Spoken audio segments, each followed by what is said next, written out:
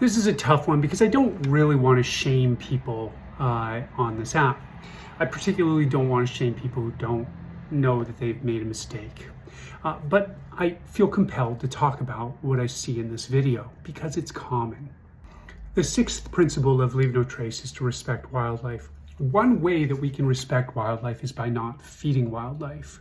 When we feed birds like this is a gray jay or a camp robber, they're really common in places where there are people, particularly where there are people seasonally.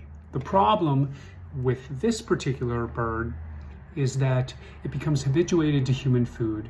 They become very aggressive because they forget how to forage for themselves. And when there's not people there in the winter, they often die because they don't know how to find food anymore.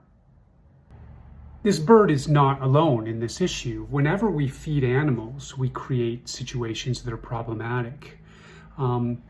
First off, human food isn't necessarily good for the animals. The animals' stomachs and their entire systems are not designed for the human food. Secondly, they become habituated. They become aggressive.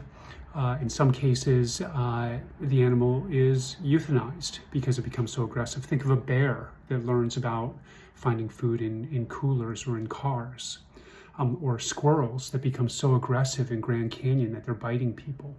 Some animals will come close to roadways in order to try to get human food. And of course, then you get animals that are killed by vehicles. Larger animals, of course, in the roadway could not just be killed by a vehicle, but could create massive damage to a vehicle or even human fatalities. Many campsites have real problems with mice and rats because of the amount of food left that is poorly taken care of. There are many camps that are just like mice everywhere. And, mice can carry disease, particularly the Junta virus, which is quite dangerous to human beings. So the best way for us to respect animals is to not intentionally feed them and to do whatever we can to avoid unintentionally feeding them.